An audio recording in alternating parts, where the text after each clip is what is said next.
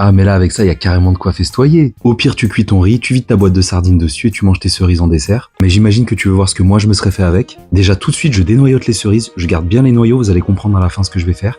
Et je vais mettre toutes les cerises au congélateur. J'en garde juste 3 ou 4 de côté. Je mets une partie de thon riz gluant à la poêle et je vais le toaster jusqu'à belle coloration. J'éteins le feu, je verse de l'huile et une fois refroidi, je vais mixer et filtrer pour avoir une huile de riz toastée. L'autre partie de thon riz, je vais la mixer le plus finement possible. Et une fois tamisée, j'obtiens une farine de riz gluant. J'y ajoute 1,5 fois son poids en eau pour faire une pâte à mochi. Alors traditionnellement on cuit à la vapeur, mais moi je vais le faire au micro-ondes, c'est très rapide. Je vous mets la recette en description, vous allez adorer. Un peu de fécule et je laisse de côté. Je sépare le blanc du jaune et je vais verser sur le jaune mon huile de riz toastée légèrement chaude pour confire mon jaune d'œuf. Et toujours de cette huile parfumée, je vais cuire mon blanc très doucement et le tailler en fines tagliatelles. Et enfin la dernière partie du riz, après l'avoir laissé tremper, je vais le cuire vapeur tout simplement. Je récupère ta boîte de sardines et je vais filtrer le jus de tomate à l'intérieur et bien émietter le reste de la sardine. Moi je vais farcir le riz gluant avec. Voilà, si on veut faire un petit truc sympa un peu façon bistrot, on farcit généreusement dans des demi-sphères sans refermer sinon ça fait trop de riz en bouche. Je saupoudre d'un peu de riz toasté, ça va ramener du croustillant. Mon jaune d'œuf à l'huile de riz est bien confit. Je termine par les tagliatelles d'œuf. Celui qui veut manger plus, il en met plus dans l'assiette tout simplement.